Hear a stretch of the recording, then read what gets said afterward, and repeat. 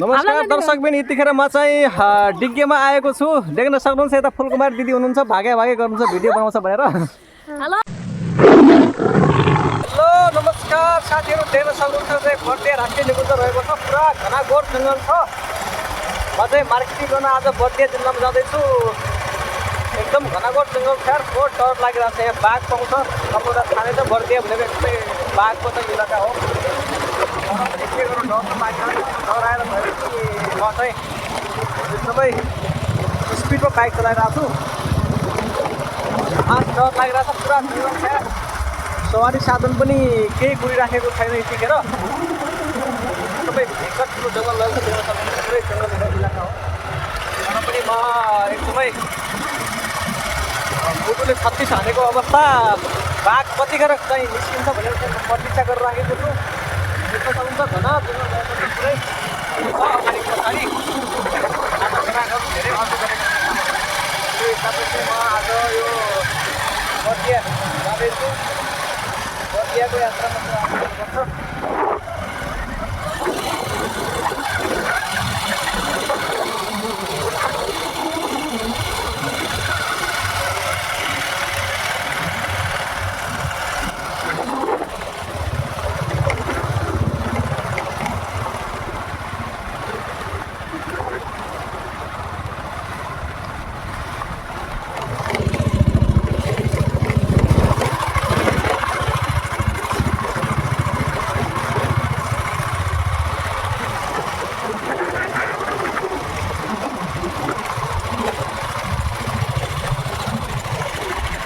देख्न सक्नुहुन्छ पुरै घना जङ्गल रहेको छ।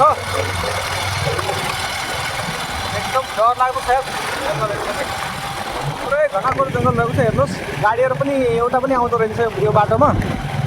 त्यो भएर मलाई लास्टै डर लागेको अवस्था छ। देख्न सक्नुहुन्छ त्यहाँ एकदमै झाडी हल्लाएको छ यार। बाघ के हो यार।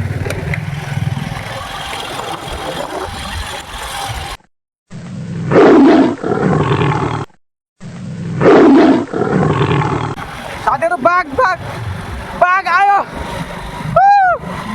बाघ ओ बाघ आयो, छिटो बाघ साथीहरू देख्न सक्नुहुन्छ। पुरा यो जङ्गलमा रहेछ बाघ। बाघ देख्न सक्नुहुन्छ।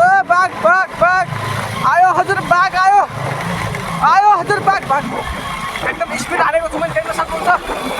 त्यहाँ हल्लाइराखेको छु, हेर्नुहोस्। बाघ सँगसँगै एउटा मिर्का पनि रहेछ, मिर्कालाई लखेटेको अवस्था छ बाघले। दर्शकले यतिखेर मैले ध्यान जोखिममा राखेको छु। एकदम छिटो हतारमा बाइक चलाएको छु यतिखेर। हेर्नुहोस्, बाघ रहेछ यार। बापरे, कस्तो हल्लाइरहेको छ। अरे बाघ,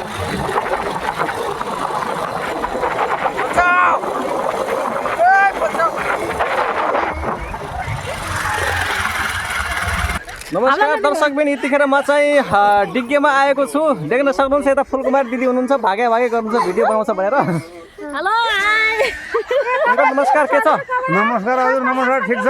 अरू आराम हुनुहुन्छ? आरामै हो हजुर। एकदम चिसो लास्टै बढिया छ। भुँडी ढाडी है कि नै तपाईँको? नै, भुँडी ढाडी आउँदैन, भुँडी ठुली मात्रै छ। जोस् भाइको प्रतीक्षामा हुनुहुन्थ्यो, जहिले मबाट कपडा किन्नुहुन्छ अङ्कलले?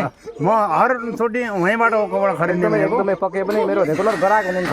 जहिले आउँदा पनि आफ्नो जान परिवारलाई, आफूलाई होइन, अनि छोरालाई महीँबाट कपडा किन्नुहुन्छ। एकदम धन्यवाद छ अङ्कल हजुरलाई। ल, मेरो पनि आशीर्वाद छ तपाईँलाई। ल, एकदमै बेला मौकामा आउँदै गर्नु होला, नबिर्सिनु होला मलाई। हस् अङ्कल, हस्। आज पनि एकदमै छान्दै हुनुहुन्छ। आज पनि यता आन्टी छान्दै हुनुहुन्छ। कति जानुभयो आन्टी? दिदी भन्नु यसो आन्टी। ल,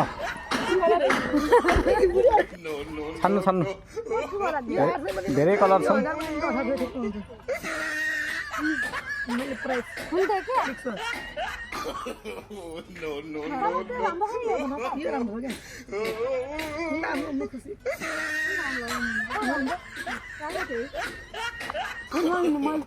तपाईँले समातेको कलर राम्रो छ त हो त्यो।